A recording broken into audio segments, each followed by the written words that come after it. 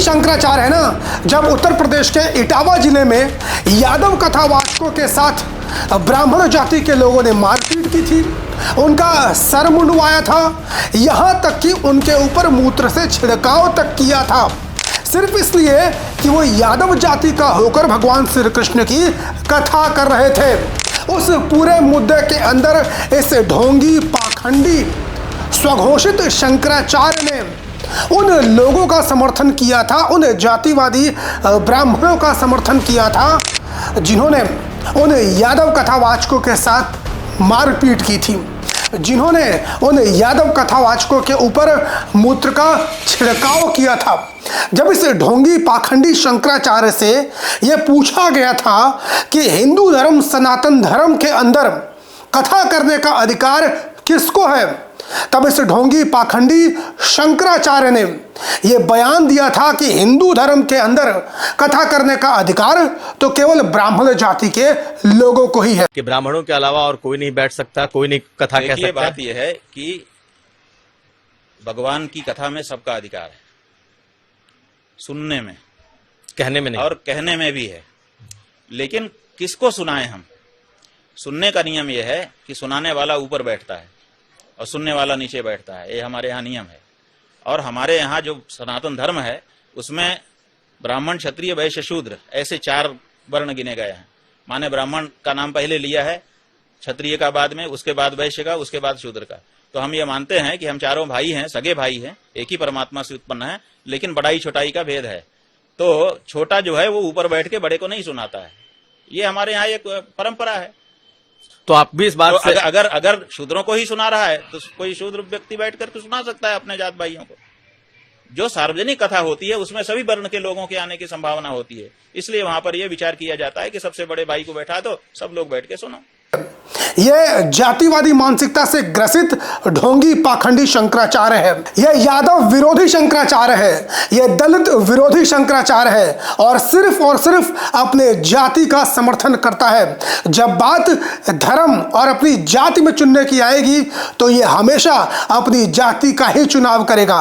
इसने भगवा वस्त्र धारण किया है, अपने आप को शंकराचार्य कहता है और हमारे हिंदू धर्म सनातन धर्म में कहा जाता है कि शंकराचार्य सनातन धर्म में सबसे बड़ी पदवी होती है, तो उनकी तो जिम्मेदारी होनी चाहिए ना कि वो एक आंख से हिंदू धर्म की सभी जातियों को देखें, लेकिन ये ऐसा नहीं करता है। ये सिर्फ और सिर्फ अपनी जाति का समर्थन करता है और ऐसे ढोंगी पाखंडी जातिवादी शंकराचार्य को आज यादव समाज के लोग सोशल मीडिया के ऊपर सपोर्ट कर रहे हैं। शर्म आनी चाहिए उन यादव जाति के लोगों को जो सोशल मीडिया के ऊपर इस ढोंगी पाखंडी शंकराचार्य का सपोर्ट कर रहे हैं।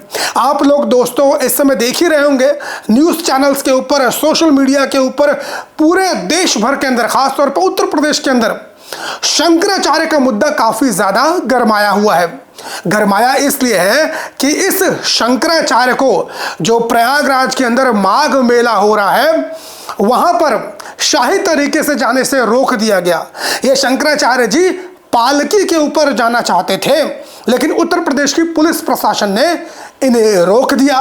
लेकिन जब शंकराचार्य के लोगों ने उत्तर प्रदेश के पुलिस प्रशासन से बदतमीजी की, उनके साथ धक्का मुक्की करने की कोशिश की, तो उत्तर प्रदेश के पुलिस प्रशासन ने जो शंकराचार्य के लोग थे, जिसमें कई साधु संत भी थे, उनको जमकर पीटा। खास तौर पे जो कई बटुक ब्राह्मण थे, यानी छोटे ब्राह्मण जो होते हैं, जो बच्चे होते हैं, उनके साथ तक उत्तर प्रदेश की पुलिस ने मारपीट की। ऐसा बताया जा रहा है कि उत्तर प्रदेश की पुलिस प्रशासन ने जो संत थे, जो ब्राह्मण जाति के संत थे, जो बुजुर्ग संत भी थे, उनकी चुटिया, उनकी शिखा को पकड़ पकड़ के ब्राह्मणों को नंगा करके उत्तर प्रदेश के पुलिस प्रशासन ने जमकर धोने का काम किया है। उत्तर प्रदेश के पुलिस प्रशासन के द्वारा किए गए इस कृत्य का पूरा विपक्ष विरोध कर रहा है। और सबसे ज्यादा विरोध कौन कर रहा है? सबसे ज्यादा विरोध अखिलेश यादव जी कर रहे हैं। अखिलेश यादव जी ने तो बकायदा इस स्वघोषित शंकराचार्य से फोन के ऊपर बात की और समाजवादी पार्टी का पूरा समर्थन शंकराचार्य को देने को कहा। और जब से अखिलेश यादव जी ने शंकराचार्य को पूरा अपना समर्थन देने की बात कही है, उसके बाद से ही जितने भी समाजवादी पार्टी के कार्यकर्ता हैं वो शंकराचार्य को आंख बंद करके सपोर्ट कर रहे हैं। और आप सभी लोग जानते हैं कि उत्तर प्रदेश के अंदर अखिलेश यादव जी यादवों के सबसे बड़े नेता माने जाते हैं, यादव जाति के सबसे बड़े चेहरे के रूप में देखे जाते हैं।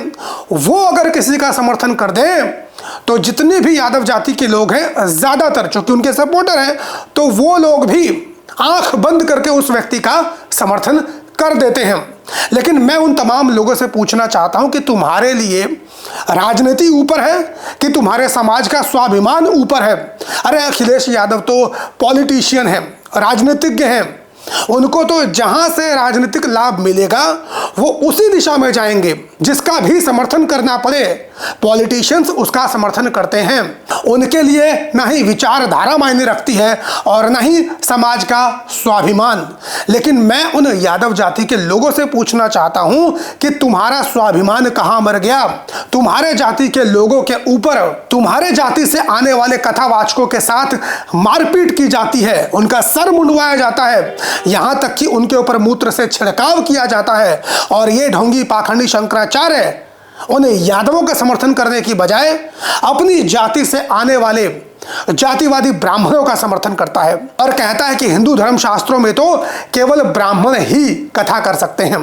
जब मैंने इस मुद्दे के ऊपर सोशल मीडिया एक्स के ऊपर पोस्ट किया और इस स्वघोषित शंकराचार्य की आलोचना करते हुए पोस्ट किया, तो कुछ समाजवादी पार्टी के कार्यकर्ता मेरे कमेंट में आए और मुझे ही ज्ञान देने लगे।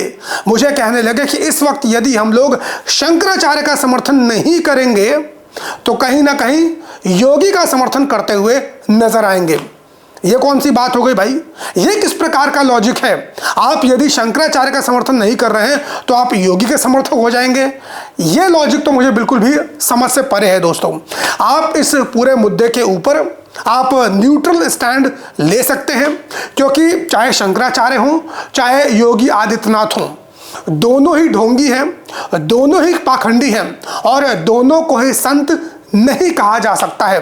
और यहाँ पर जो लड़ाई हो रही है ना शंकराचार्य और योगी आदित्यनाथ के बीच में, दरअसल ये धर्म की लड़ाई है ही नहीं, ये लड़ाई जाति की है, ये लड़ाई जातीय वर्चस्व की है। एक तरफ शंकराचार्य हैं जो कि ब्राह्मण जाति से आते हैं, जो चाहते हैं कि हिंदू धर्म के अंदर केवल और केवल ब्राह्मणों का ही वर्चस्व होना चाहिए, इसीलिए कथा करने का अधिकार केवल ब्राह्मणों को है, इस प्रकार की बात करते हैं।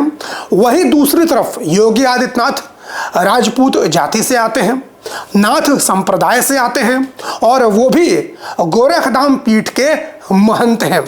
और उनकी आज की डेट में हिंदू धर्म के अंदर काफ़ी ज़्यादा लोकप्रियता है।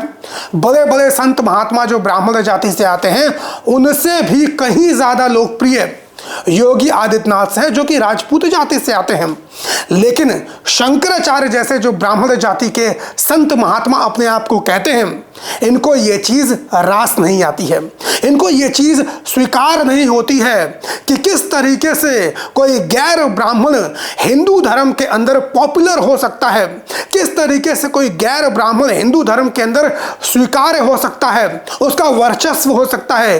ये चीज़ शंकराचार्य को बर्दाश्त होती ही नहीं है। इसीलिए शंकराचार्य यहाँ पर योगी आदित्यनाथ का विरोध कर रहे हैं और ये पूरी की पूरी लड़ाई जातीय वर्चस्व की है। यादव समाज के लोगों को इससे दूरी बनानी चाहिए और बैठकर तमाशा देखना चाहिए, क्योंकि ना तो शंकराचार्य यादवों का हितैषी है ना ही योगी आदित्यनाथ यादव का हितैषी है। दोनों ही यादव समाज के विरोधी हैं और जब मान सम्मान स्वाभिमान की बात आती है तो यादव समाज के लोगों को अपने समाज के बारे में सोचना चाहिए, ना कि राजनीति के बारे में। ठीक है, अखिलेश यादव कुछ भी करें, उनको करने दीजिए, वो तो एक राजनेता हैं। और अगर जिन लोगों को लगता है ना कि अखिलेश यादव के शंकराचार्य को सपोर्ट करने से उनको कुछ राजनीतिक लाभ मिल जाएगा, तो मैं दावे के साथ कह देता हूं, यह अखिलेश यादव की और उनके समर्थकों की सबसे बड़ी गलतफहमी है। अखिलेश यादव को इस पूरे मामले के अंदर शंकराचार्य का समर्थन करने से कोई भी राजनीतिक लाभ नहीं मिलने वाला है।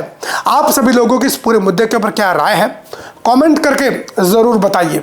और दोस्तों, यदि आप लोगों ने हमारे चैनल को सब्सक्राइब नहीं किया है तो मैं आप सभी लोगों से रिक्वेस्ट करूंगा कि इस चैनल को आप लोग सब्सक्राइब कर लीजिए। फेसबुक, ट्विटर, इंस्टाग्राम, यहाँ पर मेरी आईडी आप सभी लोगों को मिल जाएगी। डिस्क्रिप्शन में उन सब का लिंक आपको मिल जाएगा। वहाँ पर जाकर भी आप मुझे सपोर्ट कर सकते हैं, मुझे फॉलो कर सकते हैं। मुलाकात करता हूँ किसी और वीडियो में। तब तक के लिए बहुत बहुत धन्यवाद। जय हिंद।